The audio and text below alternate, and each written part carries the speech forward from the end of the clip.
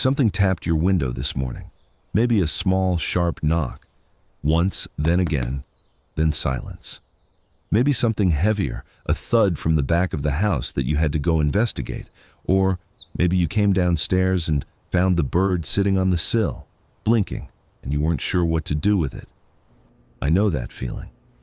I've been doing it for about 5 years now. Standing at the kitchen window with coffee before the day asks anything of me, watching whatever is happening outside. And in those 5 years, I've heard every sound a bird can make against glass. I have found Carolina wrens stunned on the deck, sitting in the particular way that tells you something is wrong. I have watched a male cardinal spend the better part of 3 weeks waging a furious, losing war against my neighbor's car mirror. I have had a morning where the Cooper's hawk dropped into the yard and 3 birds hit the sliding door inside of 2 seconds. They're not all the same thing. I treated them that way for a long time. Bird hits window, bird is confused, bird flies away. Nothing to think about. That's wrong. There are 3 completely different behaviors happening here, with 3 different explanations, and the one reality they share is that they all happen because birds and glass exist in entirely different visual worlds. If you've ever wondered what the tapping actually means, or why the cardinal is attacking your car mirror every morning, or why a bird you didn't even see coming suddenly hits the window hard enough to startle you out of a chair, this is that video. Welcome to my channel. Subscribe before you leave, because this one goes all the way into the window war. What birds are seeing, what they're not seeing, and what it costs them. Stay until the end. The last layer is the one I keep coming back to. Let's start by separating these out. Most people assume it's all the same problem. Bird sees glass, bird gets confused, bird hits glass. It isn't. There are 3 distinct behaviors happening here, with 3 distinct causes, and fixing one of them does nothing for the others. The first is tapping. Gentle, repetitive, usually rhythmic. If something is knocking at your window every morning for a week, you're almost certainly watching a bird respond to a reflection, but at low intensity. Not a full territorial fight, more like an assertion. The bird catches a glimpse of itself, issues a brief challenge, and moves on. The northern cardinal does this. The American robin does this. The Carolina wren, which weighs about 10 grams and has the territorial convictions of something 4 times its size, will tap at a side window for 10 minutes and then disappear into the hedge like it was never there. The second is the full reflection assault. This is the cardinal that's been at your car mirror since 6 in the morning and is still there when you come home at 5. This is the robin doing circuits around the side window for 3 weeks running. This one looks like madness and is actually something quite specific and not mad at all. We'll spend real time on it. The third is different in kind, not just degree. The window strike, the hard thud from somewhere in the house, the bird on the deck, or the one that doesn't make it. This one has nothing to do with reflections or territory. It happens because glass is, to a bird, functionally invisible. And the numbers behind how often that happens are not comfortable. 3 behaviors, 3 causes. A mourning dove hitting the picture window has no idea about the cardinal fighting the side mirror. The cardinal has no idea about the cedar waxwings moving through in October, flowing through your yard in a loose flock, a dozen birds catching the same reflected sky in the same window and trying to fly through it all at once. They're not connected. They just both happen at your glass. The reflection fighter is the one that looks strangest and is actually the most logical once you understand what the bird is experiencing. A male northern cardinal weighs about 45 grams. That's the weight of a golf ball. And in spring, when the hormones of breeding season reach their peak, which in Northern Virginia means late March into May, this 45-gram animal can spend 8 or more hours a day attacking a rival it will never defeat. The technical term for what drives this is conspecific aggression, aggression directed at members of the same species. In a window or a car mirror, what the bird sees is a conspecific. A male, in full breeding plumage, holding position inside its territory and refusing to yield. And the bird doing the fighting is what ornithologists call a philopatrist, a creature that returns to the same patch of ground year after year. The word sounds academic, but what it means is specific. The cardinal at your window probably held this same territory last spring. Same holly bush, same feeder perch, same corner of the yard. He's invested in it in the deepest biological sense. This is where he bred, where his mate nested, where the season played out. He is not giving it up because there's a rival in the window. What he cannot see, what no bird has ever had evolutionary reason to understand, is that the rival is himself. Every time he puffs up, the rival puffs up. Every time he charges the glass, the rival meets him. Every time he backs off, the rival advances. The mirror rival is perfectly matched by definition, always, forever. He will not solve this by fighting harder. There's something worth sitting with in that. I watched a male cardinal do this at my neighbor's car mirror in April 2023. 3 weeks, every morning, same battle. I thought it was kind of funny. I took a video. It took me longer than I want to admit to look up what this was actually costing him. 8 hours of territorial defense is 8 hours not spent feeding, not spent with his mate, not spent on the nest. The breeding window in our region is short, and 3 weeks of that, at that metabolic cost, is not nothing. The species most prone to this in the eastern United States are northern cardinal, American robin, Carolina wren, song sparrow, and eastern bluebird. The robin will also fight reflections in spring, and because it weighs 77 grams when it charges glass, it hits with real force. The song sparrow, which weighs about 20 grams, is one of the most tenacious fighters, partly because it holds territory through the winter in the mid-Atlantic. By the time breeding season arrives, it's already been defending this ground for months. And females will occasionally fight reflections too, particularly in species where they hold independent feeding territories. If you have any of these birds in your yard and a reflective surface nearby, what you're watching in spring is not random, it's a calendar event. Now let's talk about what's happening with the glass itself, because this is where the window strike problem lives, and it's less intuitive than it looks. Standard household glass reflects between 15 and 50% of the light that hits it. The number shifts with the angle of the sun, the time of day, and whether you're looking at it from inside or outside. In the morning, when the sun is low and behind your house, your windows may be reflecting the yard and tree line directly back at any bird approaching from that direction. That bird doesn't see glass. It sees sky. It sees a continuation of the space it's moving through. Here's the piece that matters most. Birds are tetrachromatic. They see in 4 color channels, including ultraviolet. Their visual world has an entire dimension we don't have access to. But standard glass blocks ultraviolet almost completely. When a bird looks at your window, it's seeing a version of the world missing a key frequency band that it uses to orient, navigate, and read the landscape. This is not confusion the way we mean confused. It is not stupidity. It is not a failure of attention. It is a bird operating perfectly correctly inside its own sensory world, a world that evolved over 150 million years without ever encountering a large, transparent, vertical solid in the middle of a flight path. There is no glass in bird evolutionary history, not one instance, no inherited knowledge of what it is, no instinct that recognizes it, no category in the nervous system for thing that looks like sky but stops a body. The technical term you'll see in window strike research is FID, flight initiation distance. That's the threshold at which a bird decides a threat is close enough to flee from.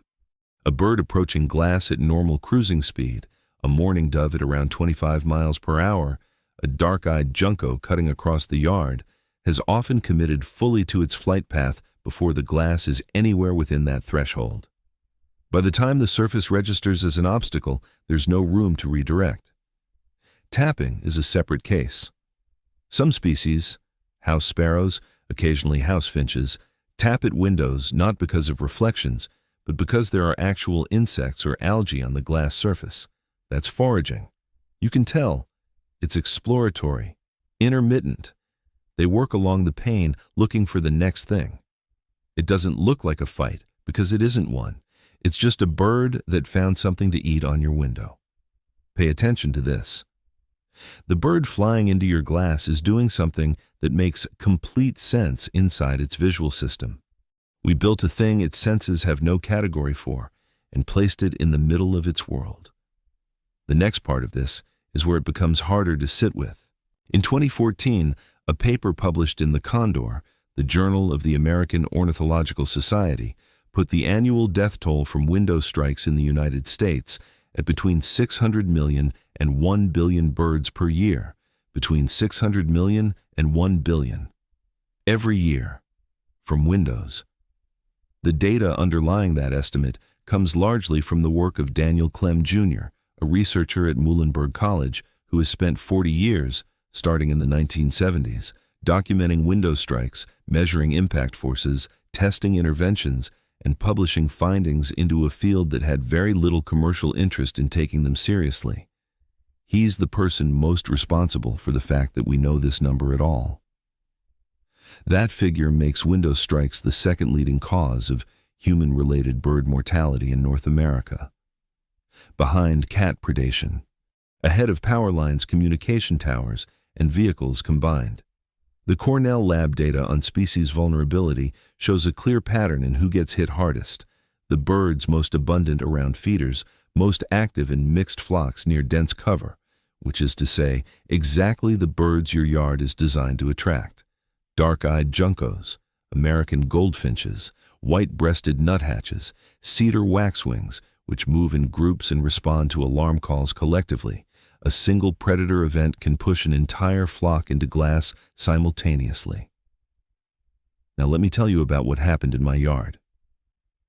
At 7:43 on an April morning last spring, I was at the kitchen window watching the feeding station when the Cooper's hawk dropped in.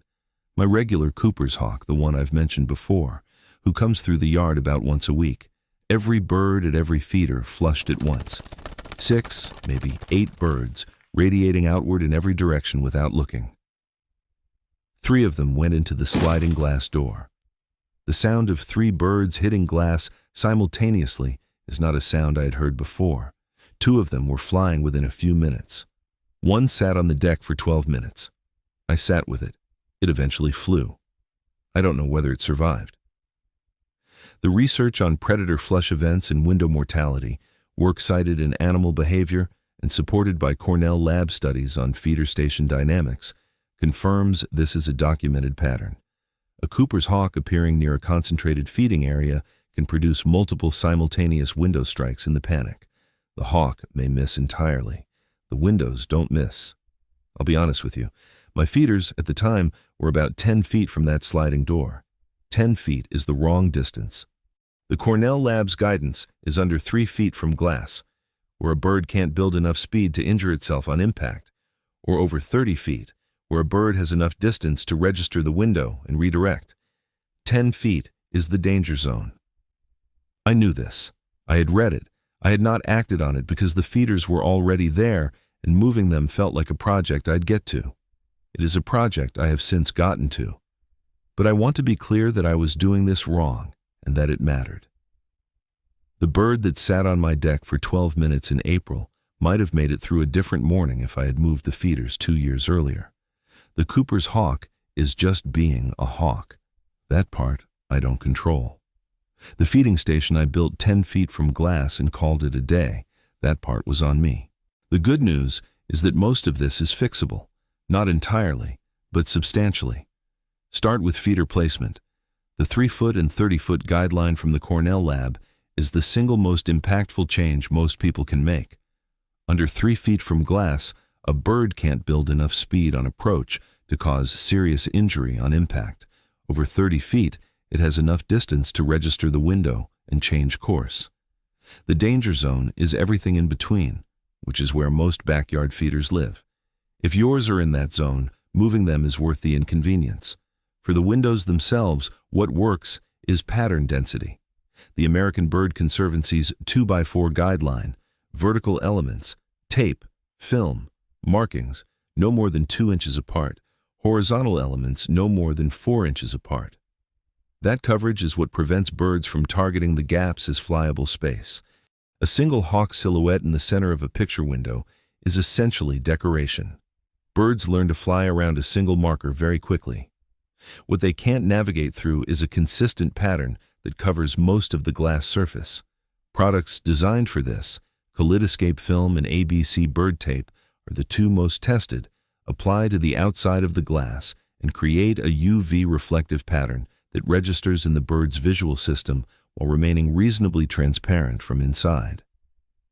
They work. The ABC has been testing these for years, and the UV reflective approach addresses exactly the mechanism that makes untreated glass invisible. It gives back the frequency birds use to read the world.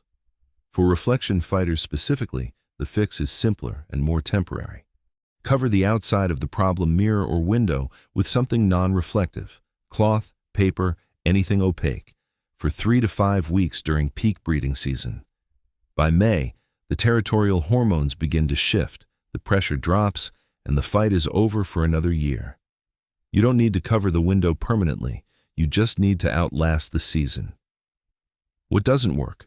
A single raptor sticker, moving curtains inside the glass, leaving a light on. These all approach the problem from the inside, and the bird isn't responding to what's inside the window. It's responding to what the window looks like from outside, from 15 or 20 feet away in morning light. You can't eliminate all of this. Some strikes will happen regardless of what you do. A warbler crossing at speed on a dark October night isn't consulting your tape placement. But the cardinal that hits your picture window every morning because the feeder is 12 feet away, that one you can fix.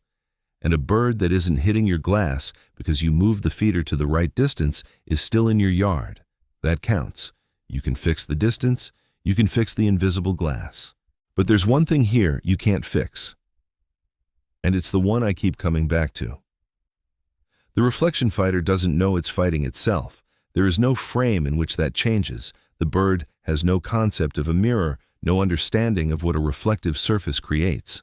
It sees a rival male in its territory, same coloring, same posture, the same absolute refusal to yield. And it responds with everything it has. The fight is logical, from inside the bird's experience. The opponent is real, from inside the bird's experience. The territory is at stake, from inside the bird's experience. And it will never win. Not because it isn't strong enough or fast enough, but because the rival is generated by the fight itself. The harder it presses, the harder the rival presses. The more dominant it acts, the more dominant the rival appears. There is no resolution here that involves defeating the opponent. There never was. The concept underlying all of this, territorial philopatry, I mentioned it earlier and I want to come back to it now. The drive to return to the same patch of ground year after year. Banding studies have shown individual songbirds returning to the same territories within 20 meters, winter after winter. The same holly bush, the same corner of the yard, the same half-acre that held its nest last year and the year before that. It is not metaphorical, not in the loose sense we mean when we say someone is attached to a place, not the way we might say we love our neighborhood. This is wiring. This is the bird's entire reproductive strategy concentrated into a specific physical location that it will return to until it can't. And the rival in the window has been there every spring too. I don't have great words for what that does to me when I think about it too carefully. It's not pity, exactly. The bird isn't suffering the way I suffer. It's doing exactly what it was built to do, and doing it completely. But the scale of it catches me. A 45-gram creature. A claim on a patch of earth that complete, and that absolute, fighting a rival that is entirely itself. For territory it may have held every spring for 4 or 5 years, through ice storms and nesting seasons and whatever else has happened in that yard since the first time it came back and found things where it left them. We don't do that. Or we do it much less. We move, we relocate, we sell the house and find another city. The bird fights for the same holly bush until it can't, and then next spring some other bird takes up the claim and starts the same fight with the same rival in the same glass. The male cardinal at my neighbor's car mirror, The one I videoed in 2023 and thought was funny before I understood what I was actually watching was back this April. Same mirror, same corner of the driveway, same time of morning. I walked past the car 3 mornings out of 5 and he was there, doing exactly what he was doing 2 years ago. He doesn't know. He can't know. He's a bird with a territory and a rival that mirrors him perfectly, and that is all the reason he is ever needed. The next time you see one at your window, tapping, fighting, coming back morning after morning, what you're looking at is one of the oldest stories in the yard. A creature that belongs to a place so completely that it will fight anything to hold it, including itself. The next time you hear something tap your window, or find the cardinal at the mirror again, or hear the hard thud from the back of the house, you know now what that sound means. It means there is a living thing out there that considers your yard its world. Not loosely, not metaphorically, entirely. The feeder, the holly bush, the corner of the fence, the patch of sunlight on the back step. That territory belongs to something that will defend it every morning of the breeding season, until it physically can't. That's worth a few minutes at the window. If you've had a bird at your window, a tapper, a fighter, one that hit the glass and left you standing there not sure what to do, tell me what happened. What did you try? I want to hear about it. I read every one. I'll see you in the next one.